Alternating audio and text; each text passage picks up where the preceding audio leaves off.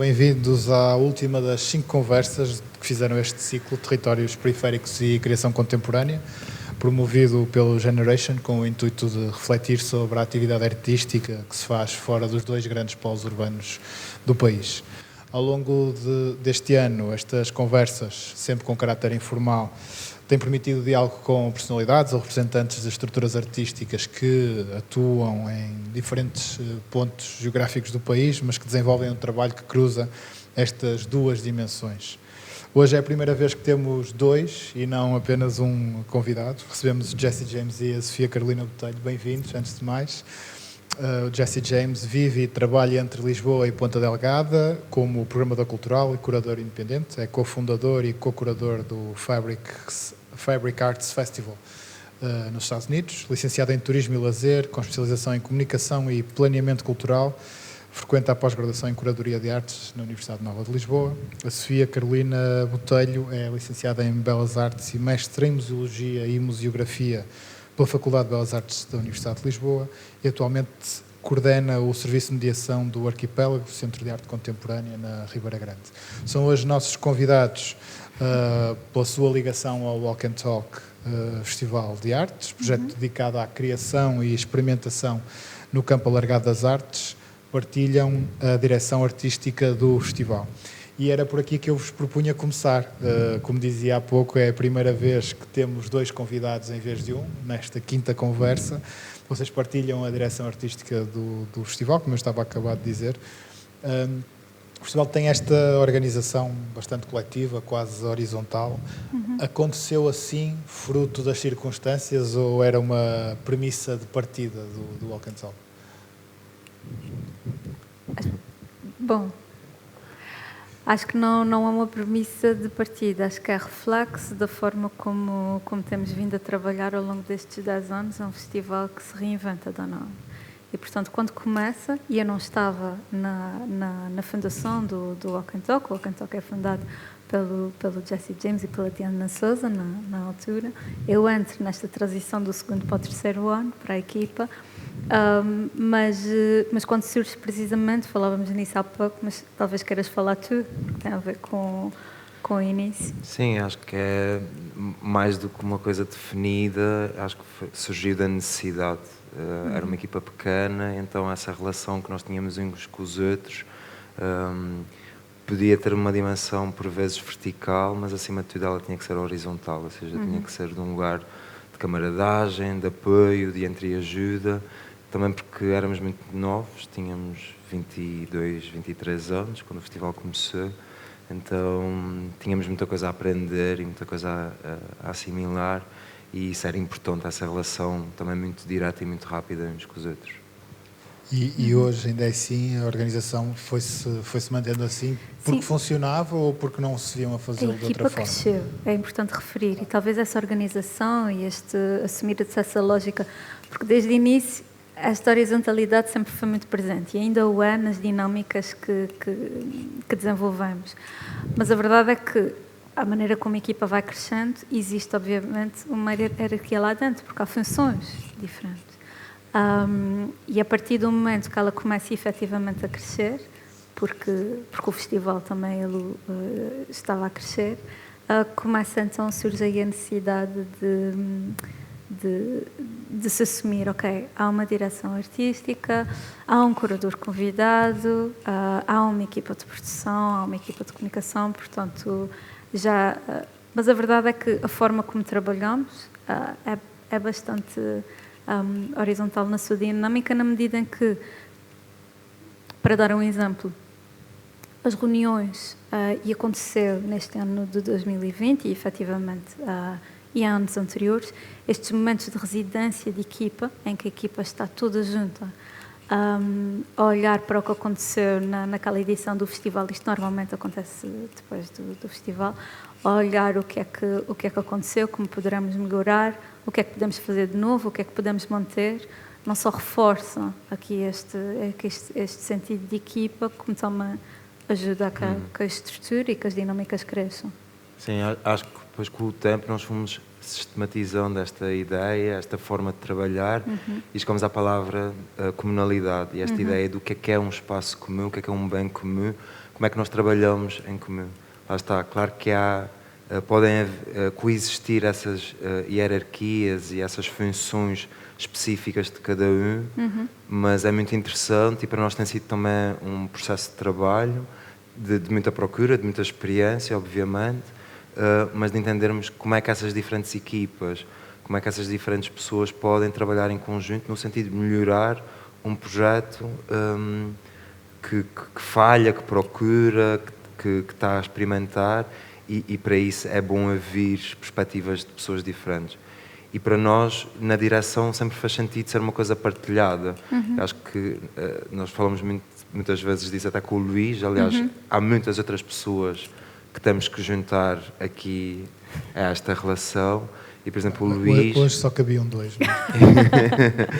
E, por exemplo, o Luís fala muito na questão do... Sim. Por exemplo, que nós estamos no tempo do we, no tempo do nós.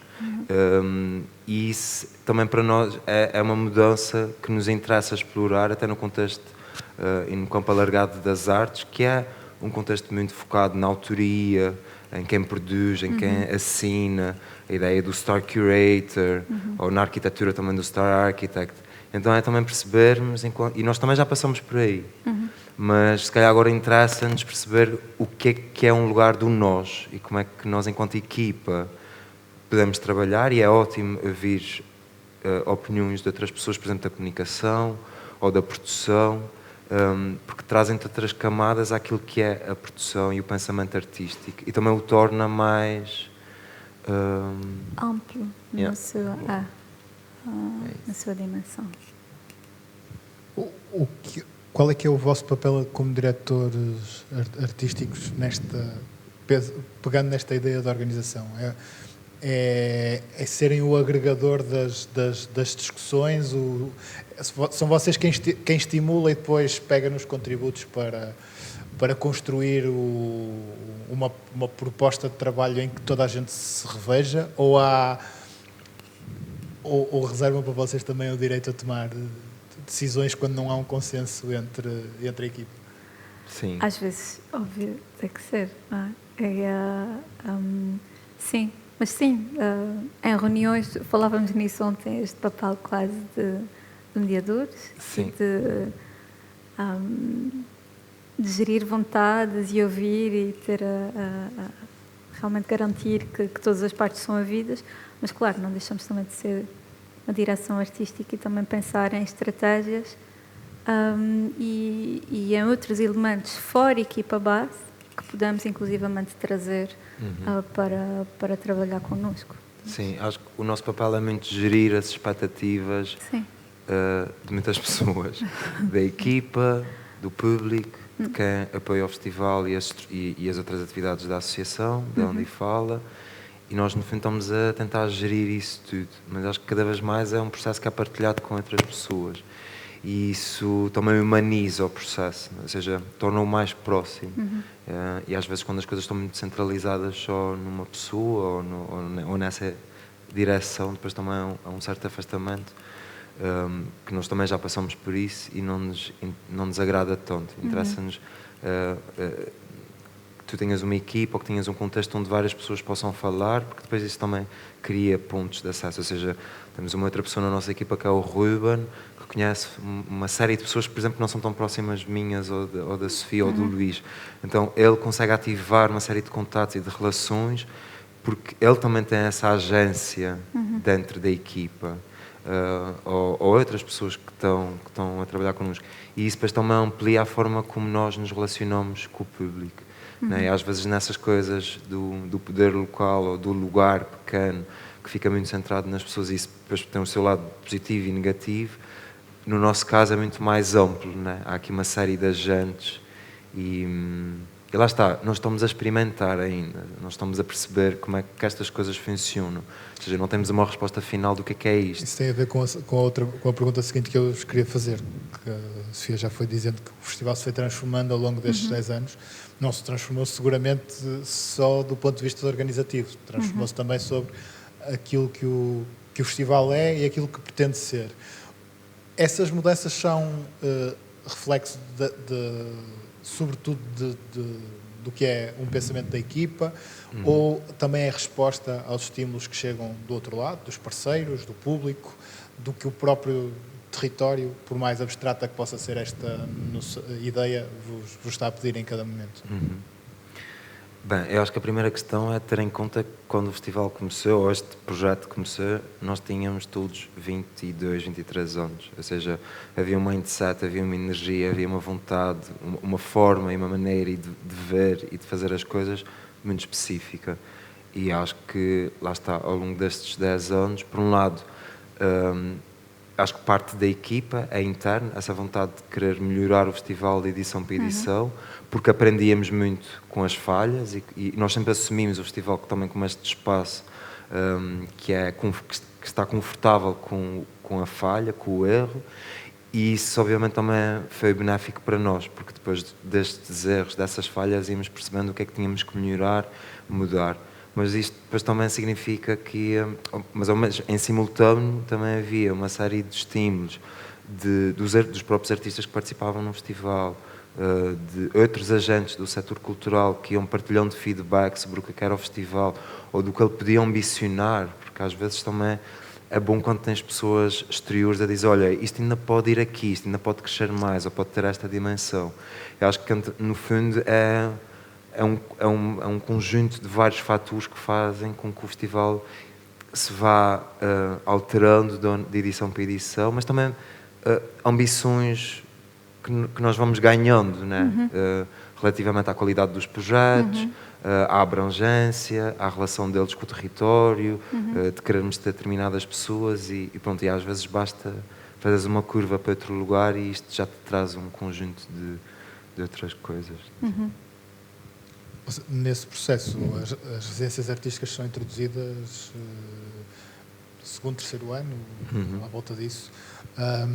Isto leva-me àquela que tem sido uma pergunta recorrente deste ciclo. Vocês já chegam aqui no final, portanto há algumas perguntas que eu já repeti umas quantas vezes, à qual o próprio festival parece-me que quer sempre responder, que é a pergunta que eu repeti várias vezes é esta: de que forma é que o lugar de onde criamos influencia a criação? No vosso caso, isto é premissa base do próprio trabalho. Como é que o lugar está presente nos trabalhos que são apresentados no Festival em cada ano? É assim, obviamente não é condição da nossa parte, mas é inevitável. E nos primeiros anos falávamos muito disso e aliás, servia de convite, não é? Bem para os Açores, esta ideia porque efetivamente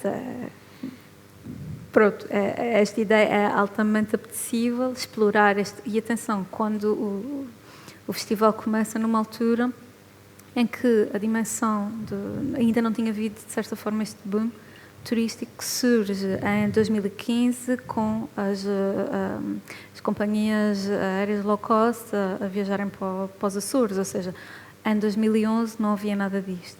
E é inevitável até certo ponto, não dá como fugir daquele território. Atenção, há aqui outra questão também, que é, nomeadamente no que toca a projetos de arte pública, por assim dizer, são obras de site específico, portanto, logo aí, não tem como fugir do território. Mas mesmo os projetos de residência em que se promove o tempo naquele espaço, novamente, apesar de não ser condição, é inevitável a pessoa beber de alguma forma aquilo que aquele território lhe traz. E, portanto, aí é imperativo tentar criar as condições, e estas condições são tempo, para que o trabalho a ser desenvolvido tenha efetivamente um sumo e que não se fique pela rama, por assim dizer, daquilo que aquele espaço tem para oferecer. Mas também ajudar a criar conexões para poder tornar, a criar ligações mais profundas com aquilo que há. Sim. Não, só ia dizer que nós também fomos aprendendo ao longo das edições a mediar também esse processo de relação com o território. O que é que isso significa? Porque no contexto específico dos Açores é muito fácil entrar num processo de edificação daquele lugar E lá está, e depois voltamos às questões do centro e periferia e as relações de poder e de domínio que existem entre uns e outros. E isso não era uma coisa óbvia para nós no início, se calhar por inexperiência, mas depois quando nos apercebemos que isso era uma questão também de entrarmos nesse processo de ok, vamos olhar para este território, mas sem esse fator da estetificação, e vamos perceber, ok, queres te relacionar com estes agentes ou com este lugar, como é que o fazes de uma forma mais real, como a Sofia dizia, com o tempo, mais maturada, que a nós agora que nos interessa, está-nos a interessar muito mais essa dimensão, esse tempo. Como é que isso se garante? Sobretudo pensando do ponto de vista dos artistas, em que se vive com financiamentos escassos, onde há uma certa pressão para produzir muito para conseguir garantir um rendimento minimamente aceitável.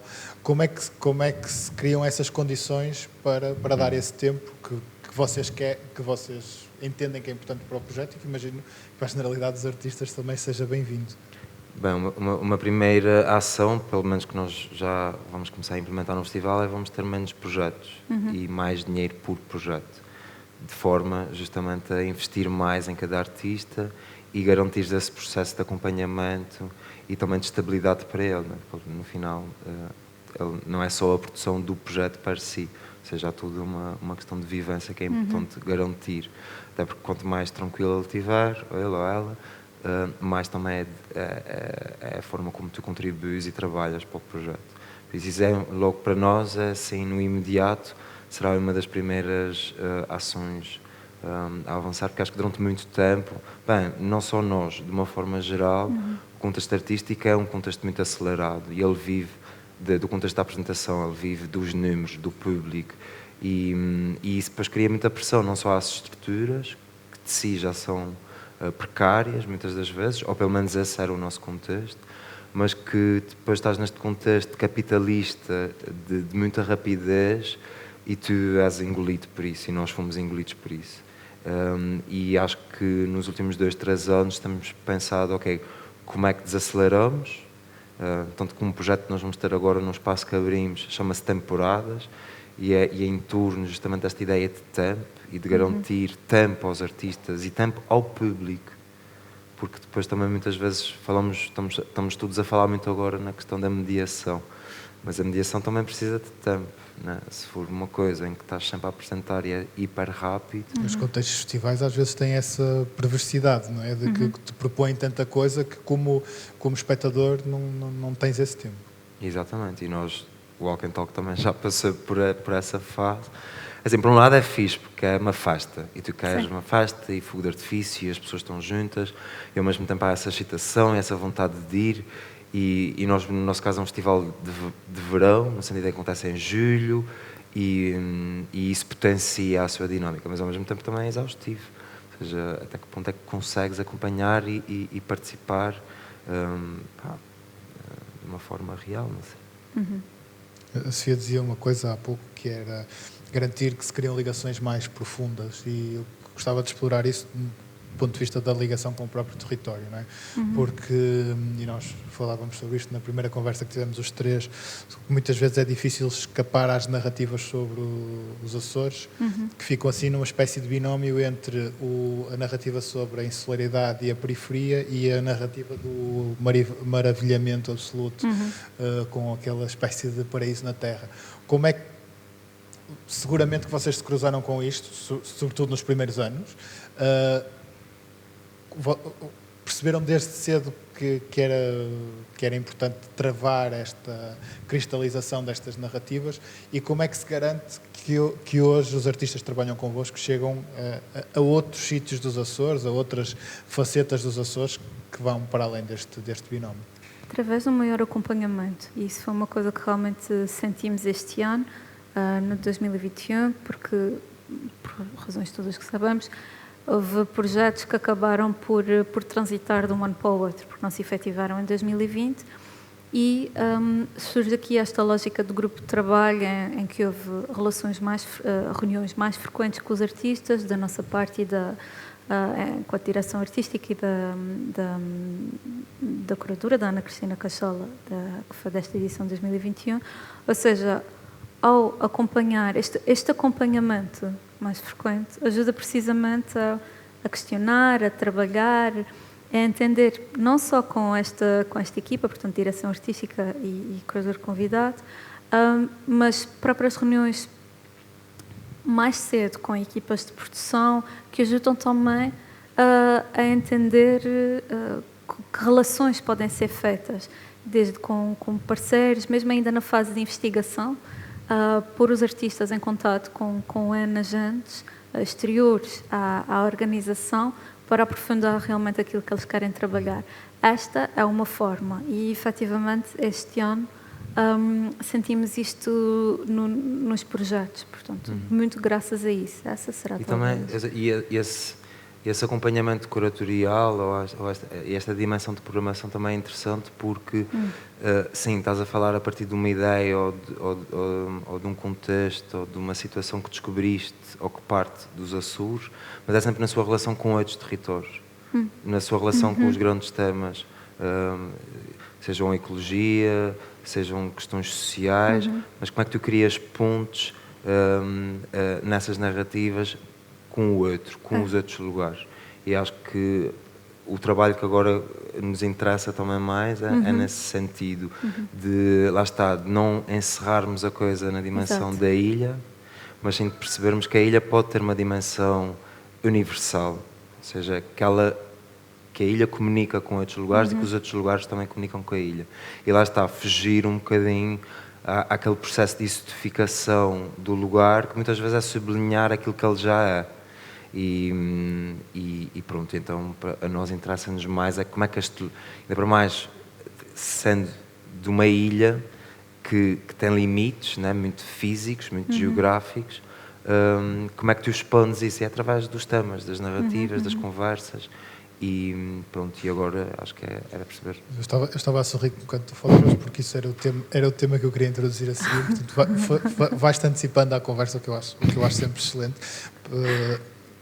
Mas deixa-me voltar só à questão da ideia de periferia, até do ponto de vista burocrático, os Açores são uma periferia, não é? Para ultra periferia para efeitos de questões nacionais e europeias. Portanto, essa é uma realidade à qual vocês não podem escapar, até desse ponto de vista burocrático. No entanto, e pensando no que tem sido o mote destas conversas, do que são territórios periféricos e do que é que se pode fazer a partir de territórios periféricos, era aí que eu estava a sorrir, porque estavas a colocar essas questões, não é?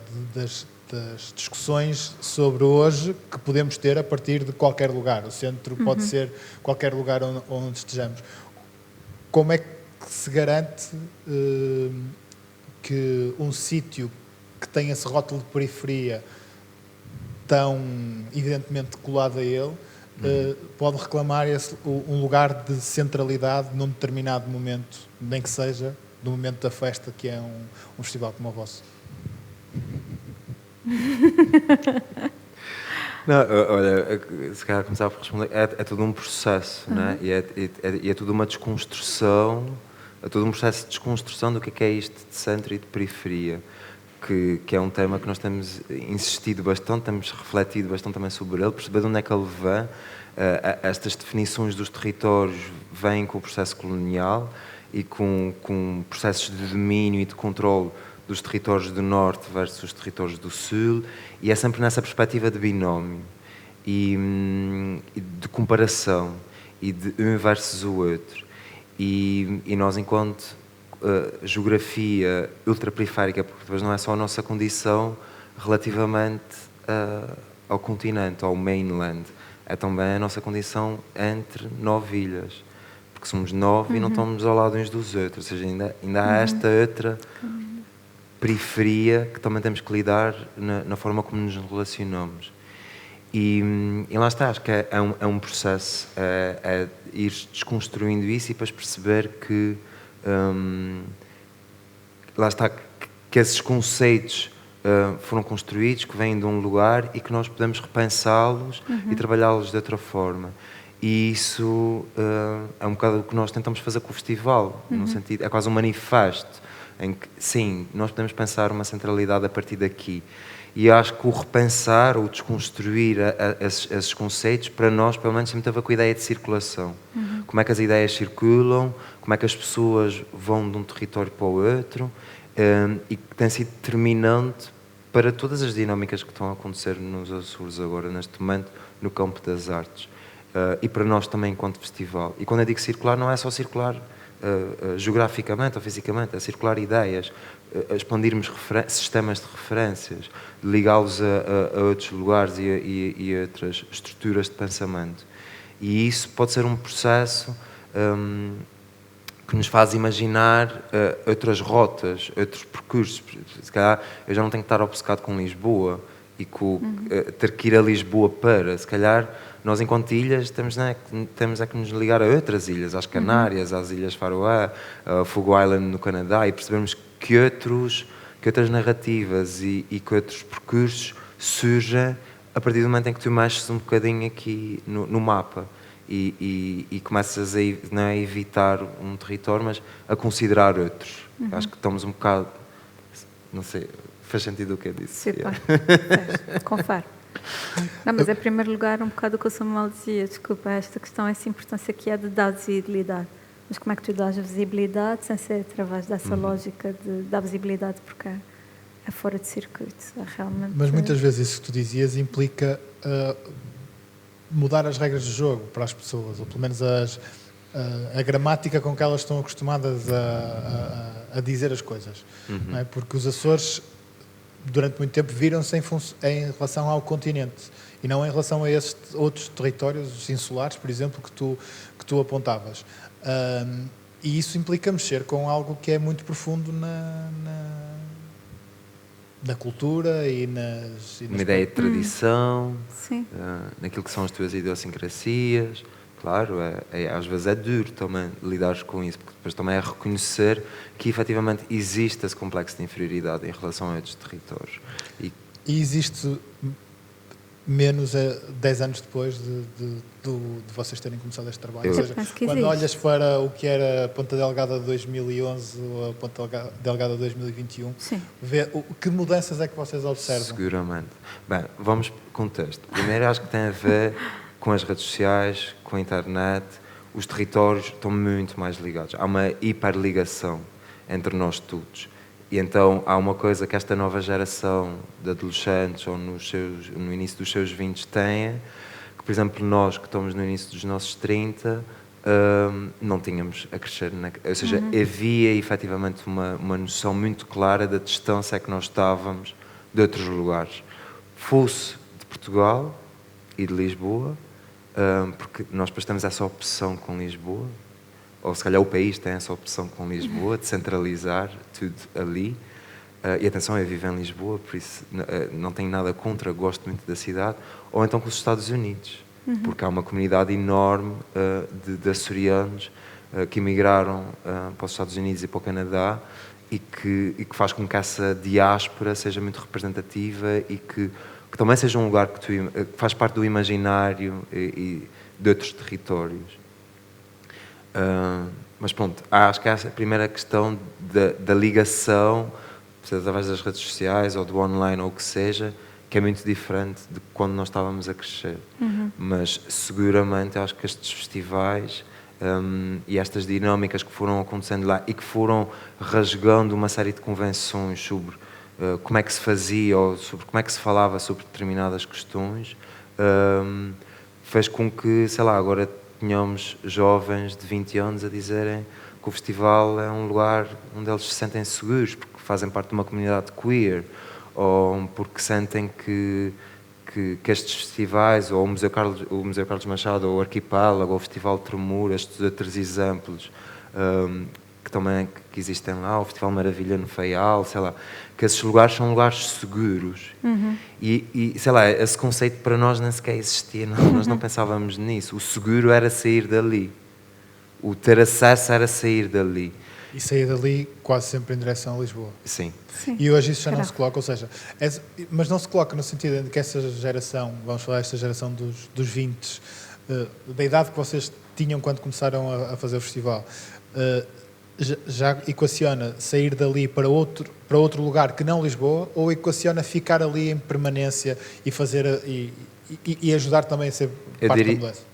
Eu diria Não, as duas sim. coisas. Há um maior conforto em permanecer na ilha, ou pelo menos assume-se a importância dela sair. Quem diz ilha, neste caso estamos a falar de uma ilha, literalmente uma ilha rodeada por mar, mas as ilhas têm muitas formas, não é? Pode ser uma cidade, pode ser... E tu tens, enquanto jovem, faz parte do processo de crescimento, tu rasgares com aquilo que tu conheces para efetivamente seres tu, de alguma forma, e te desenvolveres enquanto pessoa. Portanto, isso mantém-se de alguma forma. Mas o que há agora, antes se havia esta ideia do eu vou sair e não volto mais, mas depois cais em ti. Não, mas havia muito esta coisa. Agora há esta ideia de sair, mas uma paz imensa com a ideia de regressar. Não é generalizar, mas é mais frequente do que acontecia há uns anos atrás, na nossa geração, quando saímos, por exemplo. Porque de referir também que o Walk and Talk surge numa altura, e falávamos nisso há pouco, porque a nível de cena e esta questão do criar espaços seguros, espaços de fala, plataformas de troca, como é o Walk and Talk e são tantos outros sítios, a verdade é que tu antes não tinhas. A nível de oferta cultural, eram poucos os espaços que permitiam esta liberdade. E isto também foi, convenhamos, bastante confortável para o Walk and Talk, porque nascemos num contexto em que podíamos desenvolver a coisa da forma como bem nos apeteceu.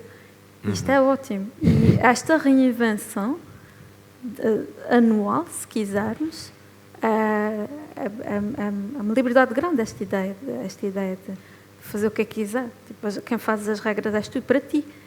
Porque não, claro que depois outras estruturas vão surgindo, mas é isso que é bonito.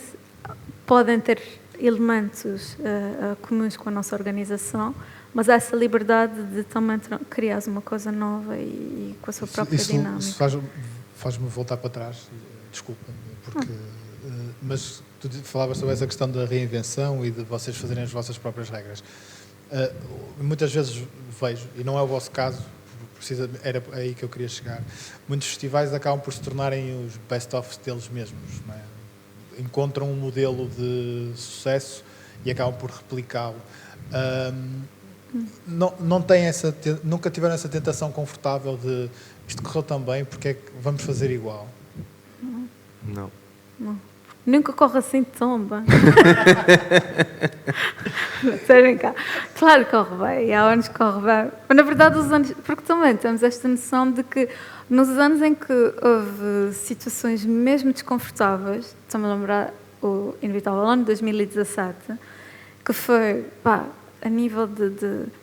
Houve artistas maravilhosos que vieram, projetos super interessantes, mas foi um ano porque nós nunca tivemos um espaço nosso. Ocupávamos sempre vários espaços da cidade, mas era preciso uma base de alguma forma, não é?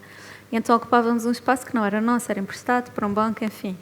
E eu, no ano de 2017, já tínhamos convidado a curadora, que tinha organizado uma exposição coletiva, enfim, e 2 meses antes perdemos o espaço. E tivemos de arranjar uma alternativa. E embora tivéssemos arranjado... Foi duro este ano, sim. Foi muito um ano duro. Extremamente duro. Sim. Não é que as condições é que estavam a trabalhar e pronto. Enfim, e notamos que a dinâmica do festival sofreu com isto. Quando digo a dinâmica do festival, não só condições de equipa, mas afluência de pessoas, circulação, porque era um espaço que já estava fixo, já havia aqui, porque depois é isso, os públicos vão se criando, há dinâmicas que se vão formando. Isto rasgou completamente e foi complicado. Mas, por causa disto, nós decidimos, nós já chega. E começamos a pensar em estratégias e foi a partir daí que decidimos que a partir de 2018 abrir um pavilhão. E isto realmente gerou aqui um salto no festival. E o pavilhão foi transformador na forma como nós estruturamos o programa do festival, porque queria, a Sofia usa essa expressão muitas vezes, criou uma casa sem janelas, sem portas, completamente aberta, sem paredes. E isso para nós, não esquecer que nós estamos a trabalhar a partir de um contexto das artes visuais. Ou seja, há aqui uma série de camadas, de protocolos que existem, que nós temos que perceber às vezes como é que os metemos de parte, ou como é que os evitamos, ou suavizamos, ou como é que entramos num processo de mediação. E, efetivamente, o pavilhão gerou este lugar de convite, que era uma coisa que nós precisávamos e que era importante, no sentido de voltar a trazer as pessoas para o festival, porque acho que, como todos os projetos, nós também tivemos ali uns anos de growing pains, porque estás num festival que se transforma muito, conceptualmente, formalmente, em termos de expectativas também elas vão se alterando, em termos de quem te apoia e de quem também participa, ou de quem assiste, e acho que tudo isso para nós é extremamente rico, porque nos dá muita informação para trabalharmos e pensarmos uma estrutura de um festival ou de um programa. Então seria quase irresponsável ignorar essa informação e optar por um modelo que nós todos já discutimos isso muitas vezes enquanto equipa, que foi porque é que nós não definimos tipo, uma forma de fazer o festival e está feito, e não inventamos mais, e não temos que estar todos os anos nesse processo de reinício e num processo de formação e de que é cansativo, não é a questão de ser cansativo. Sim. Traz um peso à estrutura do festival, mas pá, em boa verdade acho que isso já está no seu ADN, é assim que ele é. De referir, é importante. Estamos a falar muito desta questão da mudança, mas não é. Não são voltas de 180 graus de um para o outro, ok? Não é assim uma coisa que não tenha a ver com a outra, óbvio. Há elementos em que, óbvio, vemos que funcionam. Ok, isto funciona, isso é para manter. Mas talvez não tantos, talvez menos. E a questão é, achamos que há sempre espaço para melhorar e para trazer novas... Porque a verdade é essa, e tem muito a ver, voltando ao início, com esta lógica da discussão, e é maravilhoso ser uma coisa assim tão aberta, não só enquanto equipa, mas também abrindo, é que há efetivamente espaço para, olhem, e se fizéssemos isto? Olhem, vi esta dinâmica, portanto, há sempre quem venha com novas referências, com novas ideias. Sim. E há sempre... Torna o projeto muito líquido, muito permeável. Sim. E isso acho que é Sim. interessante. Para nós, o festival em si é um projeto artístico, um Sim. projeto de programação. E isso também é interessante pensá-lo dessa forma e obrigar o festival a desafiar-se constantemente, para que ele esteja sempre a crescer. E, eventualmente, o que nos preocupa a nós os dois, principalmente enquanto direção, é criarmos uma estrutura... sustentabilidade para o projeto, porque daqui a dias se calhar já não vamos estar, ou vão estar outras pessoas, e para nós importa muito que este projeto depois tenha a solidez de transitar para outras pessoas e de crescer com outras ideias, mas que seja sempre nesse processo de transformação, que não é de 180 graus, mas capaz de abarcar outras coisas. Nós também falamos sobre isso ao almoço, sobre essa questão de que nem sempre os projetos sobrevivem aos seus protagonistas. Estavas a dizer isso, que para vocês é importante garantir essa continuidade, e isto vinha a propósito na conversa do almoço do que são os projetos políticos nos municípios. Esta é uma questão que tem sido recorrente aqui nestas conversas, de como é que é a relação de quem programa a partir de territórios que não são os dois grandes centros urbanos com os municípios. No vosso caso, há uma outra dimensão, que é a relação com o governo regional. Ela existe desde o início do Walk and Talk, e como é que ela foi evoluindo nestes 10 anos? Então, acho que se calhar podemos começar pelo governo regional. E nós sempre tivemos uma relação de muita proximidade com o governo regional, porque foi a primeira estrutura ou entidade pública que decidiu apoiar esta ideia. Em boa verdade, foram eles a desafiar um bocadinho o desenvolvimento da ideia inicial do Walk and Talk, através da Direção Regional da Juventude, e depois, de ano para ano, foram entrando outras direções regionais. Direção Regional da Cultura, depois mais tarde a Direção Regional do Turismo, que hoje em dia é o grande financiador do projeto, porque também, paralelamente ao discurso artístico, foi sendo desenvolvido toda uma estratégia de comunicação do Walk and Talk e de posicionamento do projeto enquanto um evento de georreferenciação dos Açores junto de públicos e segmentos mais específicos e mais ligados ao mundo criativo ou artístico. E depois há todas as outras direções regionais que não entram financeiramente no projeto, são fundamentais para a sua existência, desde a Direção Regional dos Assuntos do Mar, ou a Direção dos Recursos Florestais, porque nós como temos essa relação com o território, é preciso estarmos sempre em relação e em comunicação com eles. Claro que ao mesmo tempo também é uma relação de muita pedagogia, no sentido em que muitas vezes essas estruturas ou as pessoas que estão nesses lugares ou não conhecem aquilo que é a missão ou o trabalho do festival, ou então estão muito alienadas daquilo que é o setor cultural. Para nós tem sido mesmo quase um trabalho de advocacia cultural, não é de explicar, porque também não nos cabe, não é esse o nosso papel, mas é de traduzir como é que o sistema cultural funciona. E que as pessoas têm que pagar renda e água e têm que comprar comida e que têm que receber um salário, porque é preciso desconstruir também essa ideia, nós também já falamos muitas vezes disso, essa ideia quase romântica do que é o artista. E isto é uma coisa do século XIX, entretanto estamos no século XXI. E é preciso essa atualização do que é que são essas pessoas, esses agentes e de como é que eles trabalham. E do ponto de vista do apoio financeiro, nunca houve uma tentação dos poderes políticos de se apropriarem do próprio projeto, de o absorverem? Nós nunca o permitimos. Sim. Nós sempre deixamos claros que precisávamos da ajuda deles e que o festival só seria possível com aquelas linhas de financiamento. Mas ao mesmo tempo também acho que trabalhamos muito, e isso é um mérito nosso, de tentarmos diversificar ao máximo as nossas fontes de financiamento. Por isso é que a dada altura fizemos uma birra, porque não há outra palavra, com o Ministério da Cultura a nível nacional, porque as estruturas dos Açores e da Madeira não podiam concorrer a apoios nacionais.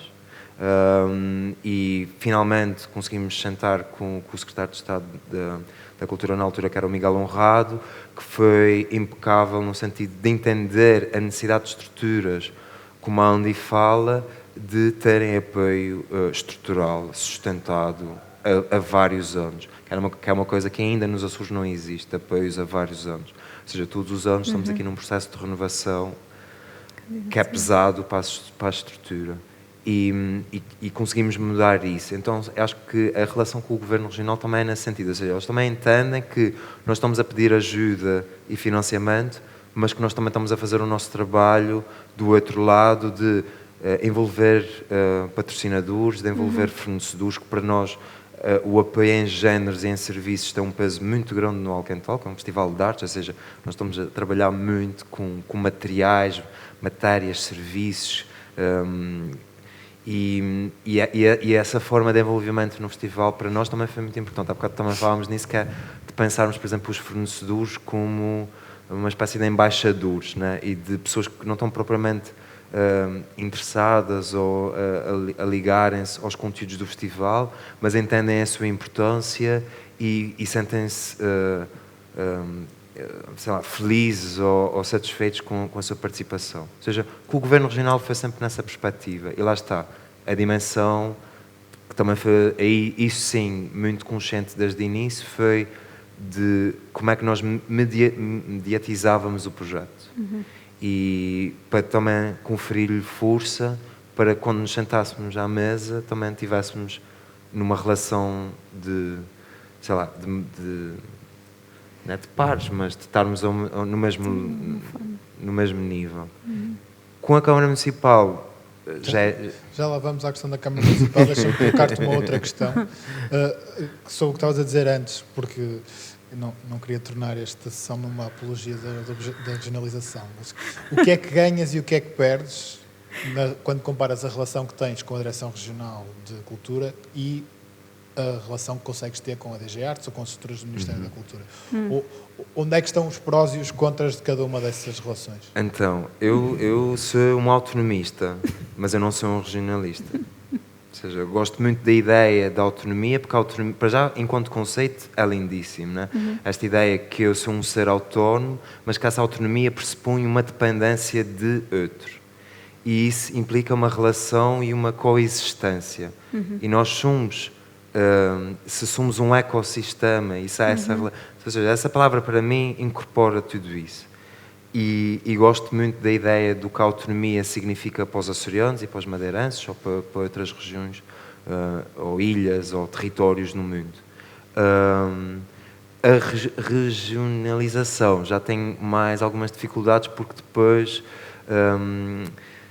cria determinados vícios e pode minar determinadas relações, até porque depois quais são os critérios, quem é que os implementa, quem é que os definiu, ao passo que, por exemplo, no contexto mais nacional, essas coisas são amplamente discutidas, há uma outra visibilidade e atenção, e pronto, e às vezes quando tu entras e atenção, gosto muito da ideia do poder local, porque há uma questão de proximidade que é muito importante, e por isso é que nós temos um Governo Regional dos Açores. E de entendimento, desculpa, e de entendimento, porque o programar-se para um território como os Açores, por todas as razões que falávamos há pouco, esta questão da ultraperiferia, não é? Uma periferia dentro de uma periferia só será entendida na totalidade, ou melhor, de alguma forma, para um governo nacional. Portanto, que lida com estas dificuldades e com estas potencialidades e também esta questão da aproximação, que potencia, efetivamente. A ligação com uma DG Arte ajuda-nos também, enquanto estrutura, a posicionar-nos a nível nacional, e não só, mas também posicionar-nos em pé de igualdade quase com outros pares, e ajuda-nos a entrar aqui numa rede que, de alguma forma, a verdade seja dita, já estava, mas aqui só o facto desta garantia de apoio há vários anos ajuda a fortalecer, sem dúvida, uma estrutura. Funciona também como instância de legitimação do próprio projeto. Sim, claro. Ias dizer sobre a relação com o município? Estava de falar. A relação com o município... Também existe desde o primeiro... Também existe desde o início, acho que foi-se alterando à medida que iam mudando os executivos e melhorou substancialmente, porque acho que a dada altura o nosso atual Presidente do Governo Regional era o anterior Presidente da Câmara Municipal, que reclamava para si, a dada altura, Ponta Delgada é a cidade anfitriã do Alquental, porque o festival acontece por toda a ilha, mas ele reclamava para si ou para o município que ele dirigia esta centralidade, né? Acontecia ali. E acho que ele conseguiu, ele teve a perspectiva de entender o que é que esses projetos conseguiam fazer, não só do ponto de vista de comunicação para fora, principalmente no momento em que há a liberalização do espaço aéreo e há todo um desenvolvimento do setor turístico na região, que não vai viver para sempre das baleias e dos golfinhos e das montanhas e das lagoas, precisa de conteúdos. E acho que aquele executivo teve esse entendimento.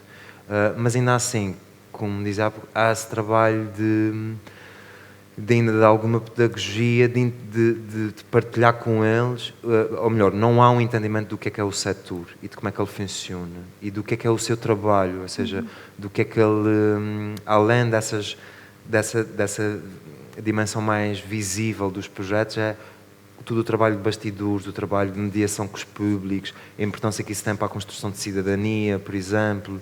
Eu acho que essas coisas são muitas vezes descuradas e como não existe uma estratégia de desenvolvimento cultural para o município, agora haverá com esta candidatura à Capital Europeia da Cultura, mas até então não existe, ou seja, não existe uma estruturação de um pensamento de desenvolvimento do setor naquele município e em relação com outros territórios. Então, às vezes torna o discurso e o entendimento um do outro um bocadinho difícil, ou seja, eles não entendem determinadas coisas que nós estamos a reclamar ou determinadas ambições que nós, enquanto setor, temos ou enquanto associação temos, e nós depois também não entendemos determinados constrangimentos que existem do lado deles, sejam burocráticos ou porque é que decidiram fazer um regulamento desta ou daquela maneira.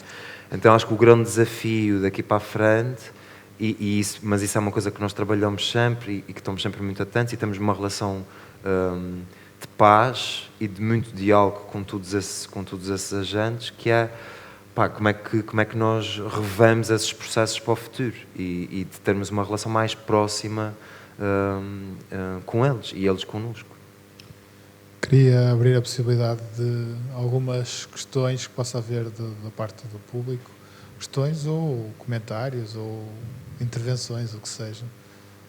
Devia ter feito este anúncio um bocadinho antes, que era para não haver a desculpa de que não havia questões, as pessoas tinham tido tempo.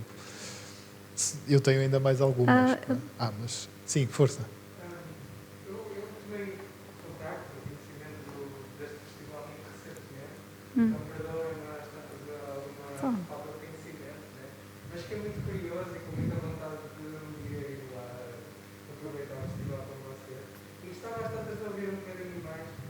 Não sei se as outras pessoas já ouviram ou já sabem. Gostava de ouvir um bocadinho mais sobre o que é dentro do festival, o que vocês fazem, o que é que vos agrada no trabalho que estão a fazer. Eu sei que dão muitas caminhadas, fazem caminhadas diferentes. Quando vejo as fotografias fico impressionado porque há uma postura, uma cosmovisão, não sei, uma vontade de olhar de uma certa forma. E isso agrada-me muito, né? Às vezes as coisas podem parecer já conhecidas, ou já batidas, ou já habituais, mas vocês conseguem dar um bocado de volta ao território, fazer de outra forma. Acho que porque é dança, mas eu tenho uma boa capacidade de síntese. Sim, isso é a diferença entre mim e a Sofia. Eu falo muito e às vezes embrulho-me muito. E a Sofia é muito sucinta e direta. Não, por isso é que nós assim, depois início... estamos aqui num lugar de complemento. Ok, tentando resumir o que é o Walk and Talk. É um festival que dura 10 dias. É multidisciplinar, na medida em que convidamos artistas da área das artes visuais, da música, da performance, enfim. E o que é que acontece? Este ano foi um pouquinho atípico. Não só essa questão das caminhadas, foi um leilão surf. Foi o primeiro ano que fizemos isso, foi maravilhoso. Leilão é uma expressão açoriana para confusão. Confusão. Leilão é assim uma coisa muito intensa, confusa. Desculpa.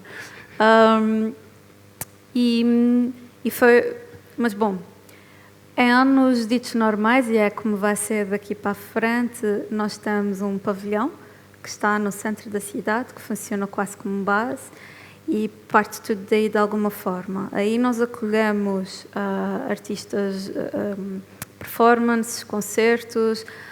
A festa é um elemento super importante no festival, porque junta pessoas e, bom, por tudo o que sabemos que uma festa pode fazer e potenciar.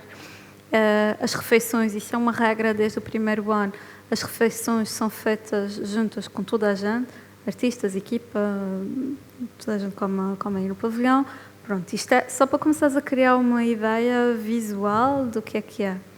E depois nós temos projetos artísticos, projetos inéditos, que são apresentados em espaços parceiros. Por exemplo, no teatro Micalense não tanto, mas imagina, Museu Carlos Machado, a Galeria Fonseca Macedo, Arquipélago Centro de Arte, tem vários espaços da ilha que acolhem e que apresentem projetos. Estes projetos são resultado de residências artísticas que começam no ano anterior. Portanto, os artistas vêm no ano, estão lá em lógica de residência, normalmente voltam num segundo momento, a meio do ano, e depois então, daí esta questão do tempo, a importância que é, e depois então, no ano seguinte, apresentam os projetos, que podem ser exposições, projetos em espaço público, enfim. Temos performances, inéditas ou não, ou espetáculos que ocupam outros, não só o pavilhão, mas teatro, enfim. Temos, paralelamente a isto tudo, temos um programa de conhecimento, que são basicamente estratégias que arranjamos para pôr em contato públicos e aquilo que o festival tem para oferecer. Com visitas guiadas, conversas, palestras, oficinas, enfim. Temos agora, e me esquecendo da vaga, temos uma casa. Temos desde dezembro de 2020, temos um edifício, finalmente temos uma sede, apresentamos parte da nossa programação aí também, Temos uma oficina, uma zona de exposições, a equipa trabalhará e trabalha a partir daí. Nesta oficina estão não só artistas a trabalhar, como normalmente é de onde trabalha também uma residência de artesanato, que é um projeto que acontece também, que cruza designers, é um projeto que tem a curadoria do Miguel Flor. Eu disse que ia ser 60, não dá. Dois designers e artesãos lá que estão a trabalhar. Bom, de uma forma assim super geral é isto. E a partir deste ano, olha, falar nela, louvado seja Deus, a Rita Serra e Silva e o Luís Fernandes este ano integraram a equipa. Eu juro que estava a falar nisso, Rita, não foi porque entraste. E desenharam estas caminhadas que vias, porque é assim, é inevitável, quando vens aos Açores ou quando vens a São Miguel, quando vens para o festival, claro que vens para ver os concertos e vens para ver exposições e tudo mais, mas também vais dar um mergulho, vais comer umas lapas, há toda uma experiência holística, por assim dizer, que não pode ser descurada. Então, neste sentido, a Rita e o Luís desenharam uma série de excursões diárias, em que havia uma pessoa convidada e com eles partia sempre de um projeto do festival, um projeto artístico, para se desenhar a excursão para aquele dia. Então tu começavas numa ponta, havia uma conversa, ias dar um mergulho, ias comer não sei o quê num piquenique, depois ias ver uma peça, pronto. Isto realmente, lá está, é uma novidade que começa, na verdade começou em 2019, mas que será, sem dúvida, para continuar, porque ajuda a criar aqui uma outra experiência dentro do festival. E desmistifica também aquilo que tu entendes à partida como experiência, como a experiência da arte, não é?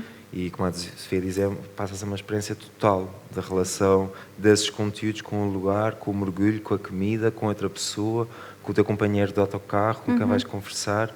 Então, é memória, não é? Vai-se tornar memória, vai-se tornar experiência. Mas sim, foi uma boa síntese, Sofia.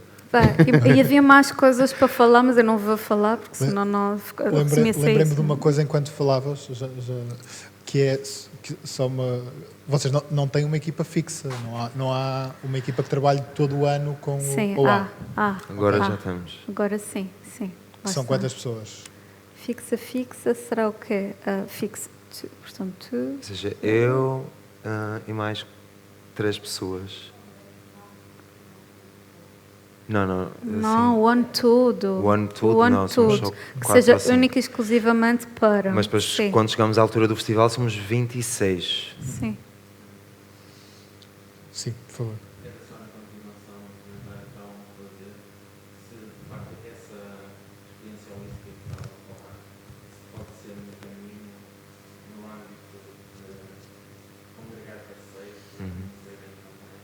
Sim. Não, sem dúvida. Sim. No continente, sim.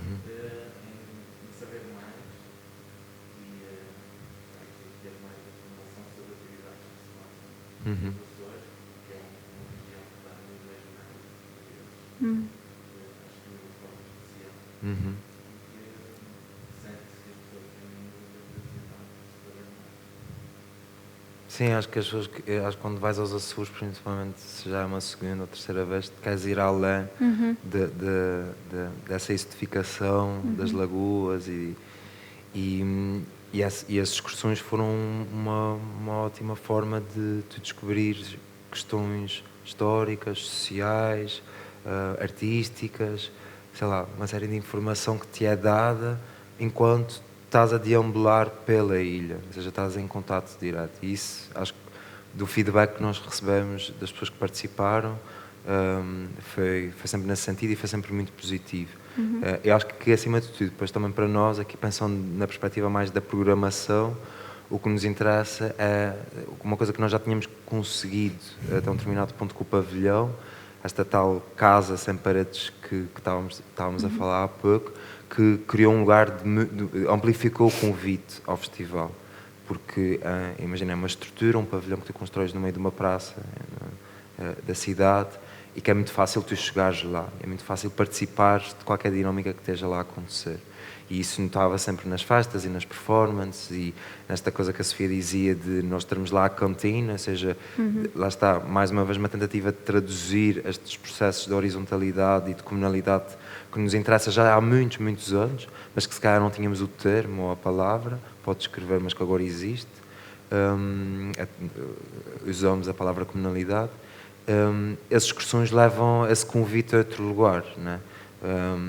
E tem essa capacidade de agregar as pessoas em torno de uma experiência, de sentirem-se acompanhadas, e acima de tudo acho que desmistificam muito. Sei lá, nós todos a da altura já tivemos medo de entrar numa galeria ou de ir a um museu, não é medo, salvo seja, mas no sentido de, né, quais são os códigos, quais são os protocolos, como é que é estar nessa situação, nesse lugar. E as excursões baralham isso tudo, então faz-te sentir parte, presente. Eu não sei, eu acho que sim, é uma coisa que nós queremos continuar a explorar. Este ano fizemos 10, que foi intenso, porque era uma por dia, como a Sofia dizia, a partir de um conteúdo ou de um projeto artístico que estava a ser apresentado no festival nesta edição. Pronto, agora temos que perceber como é que isto é feito numa edição para o ano, onde já não vamos estar no meio de uma pandemia, onde o contato e o encontro já vai ter que existir de outra forma, se calhar vamos voltar um bocadinho a 2019. Enfim, não sei, lá está, o festival nunca pode, não dá para repetir a fórmula, a gente tem que ir sempre para outra coisa. Não sei se há mais alguma questão da plateia. Eu tenho uma que tem a ver com uma coisa que tu também já abordaste muito ao de leve, que é a candidatura de Ponta Delgada, dos Açores, à Capital Europeia da Cultura em 2027. Ia dizer uma coisa, mas ia ficar gravado, ia ser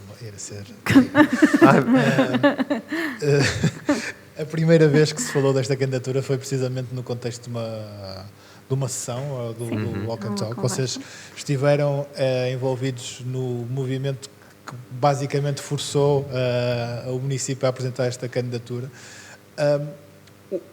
O que é que creio que foi em 2014 a primeira vez que isto se fala. Exatamente.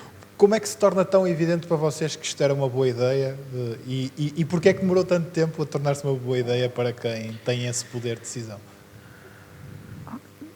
Lá está, acho que a tal falta de entendimento do que é o setor e da sua tradução também do ponto de vista económico, ou seja, como há tanta ausência de informação, eu acho que foi isso que fez com que essa decisão levasse tanto tempo a ser tomada. Mas para vocês era óbvio? Para nós, sim. Acho que era a partir do momento em que nós convidamos o Carlos Martins, foi um ciclo de masterclasses que nós demos em 2014, com artistas, programadores, e a da altura o último slide da apresentação do Carlos era e se Ponta Delgada fosse Capital Europeia da Cultura em 2027.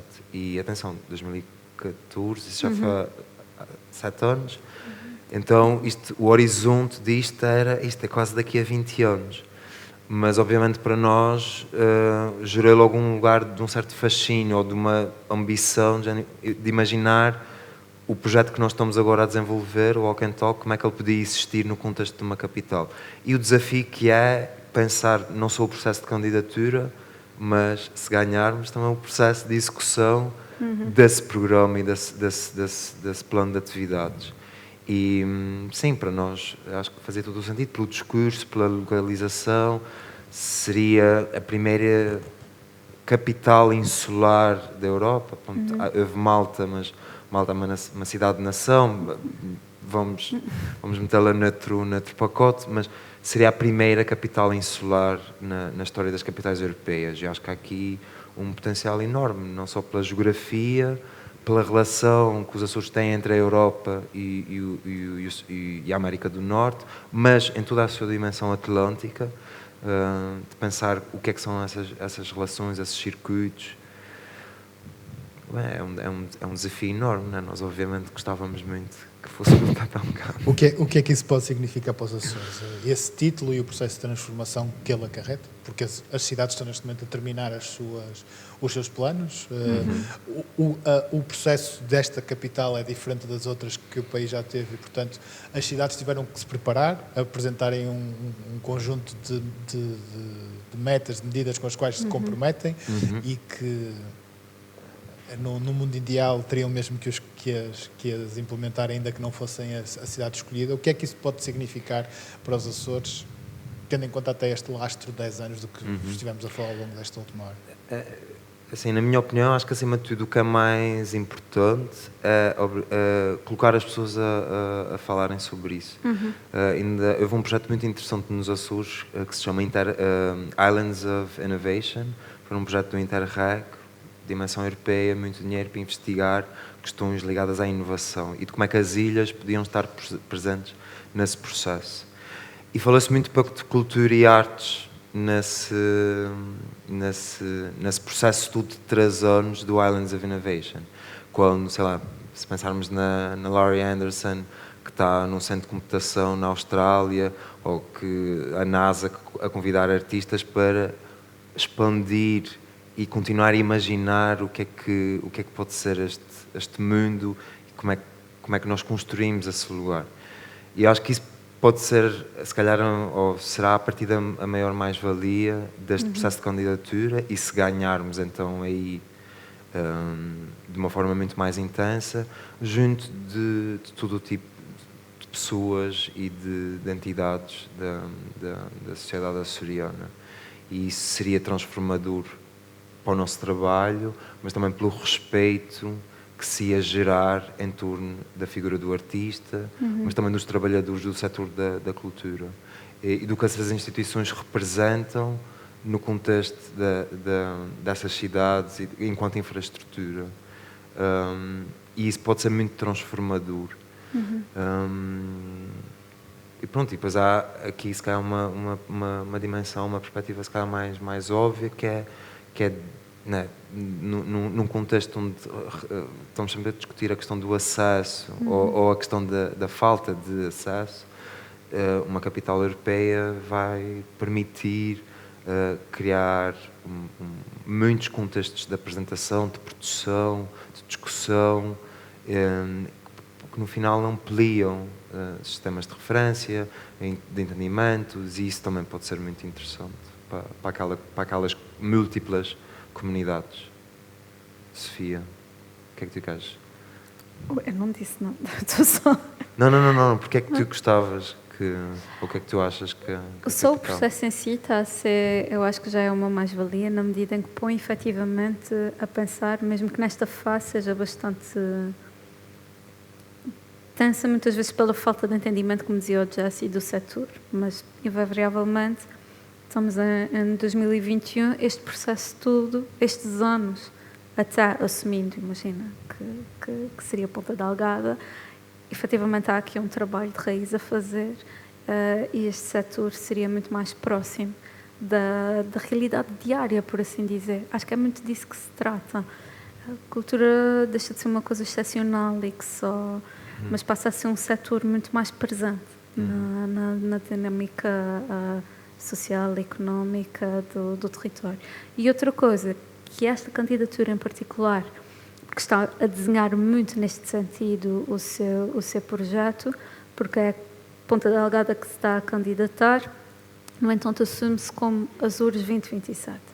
Portanto, e de facto, entende-se na medida em que, numa lógica de arquipélago, é que se fala sempre Açores, de certa forma é impossível ignorar esta dimensão arquipelágica que Ponta Delgada tem. É uma ilha, é uma cidade numa ilha, num arquipélago. De alguma forma, esperançosamente, ajudaria a criar ligações, pelo menos por as ilhas a comunicarem umas com as outras, coisa que até então não acontece tanto. Sim, portanto, potencia realmente essa circulação ligação. interilhas. Sim. Sim, acho que isto seria também uma das mais-valias. Sofia, Jesse, obrigado. Obrigada. A nossa conversa é a última deste ciclo Territórios Periféricos e Criação Contemporânea chega ao fim. Encerramos o ciclo com o qual pretendemos, durante este ano, refletir sobre a atividade artística fora os dois grandes centros urbanos. Obrigado a todos que estiveram presentes hoje e ao longo destas 5 sessões no Generation. Foi um gosto ter estado também deste lado. E até uma próxima, quando quer que ela seja. Obrigada.